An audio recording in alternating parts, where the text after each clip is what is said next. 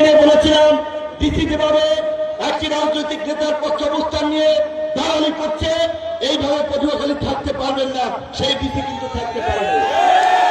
আজকে যদি পুলিশ কিংবা কোন ধরনের প্রশাসন কোন রাজনৈতিক দলের নেতার হস্তক্ষেপে সাধারণ মানুষকে হয়রানি করে, চরের মানুষকে তাদের জমি অধিকার থেকে বঞ্চিত করে, সেই প্রশাসনের জায়গা কিন্তু গলাচিপা ডস্টবিনে হবে না।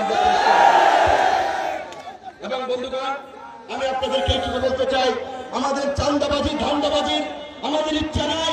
এই মঞ্চে যারা আছে কেউ অতীতে কিংবা বর্তমানে কোন ধরনের চাঁদাবাজি ধান্দাবাজি জুলুমের সাথে জড়িত ছিল না, ভবিষ্যতেও থাকবে না।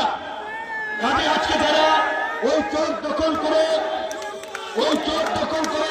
মানুষকে জিম্মি করে পয়সা নিচ্ছে, আবার তরমুজের সময় ওই তরমুজ টানতে তাদের ট্রলি ব্যবহার করো, ঘাট ব্যবহার করো, ট্রলার ব্যবহার করো, চাঁদাবাজি করবে। জেলেরা মাছ ধরতে গেলে তাদের কাছ থেকে চাঁদাবাজি করবে, থানার দালালি করে মানুষকে হয়রানি করবে। আমরা এই ব্যবস্থা থেকে মানুষকে মুক্তি দিতে চাই।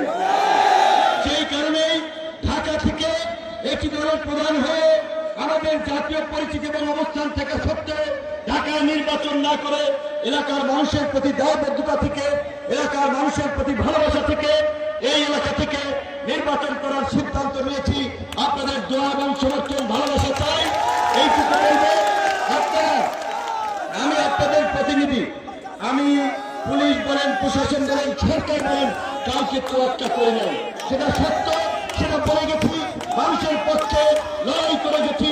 ইনশাআল্লাহ আপনারা যদি আমার সাথে থাকেন, আপনাদেরকে নিয়ে আমরা আমাদের বিজয়ের লক্ষ্যে পৌঁছাবো।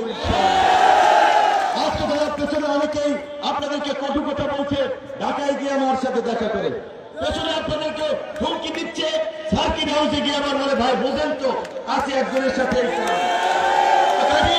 এই সমস্ত হুমকি ধমকিতে ভয়ভীতির কোনো কারণ নাই। সৎ সাহস নিয়ে এগিয়ে যান, আপনাদের বিজয় হবে ইনশাআল্লাহ। আসসালামু আলাইকুম।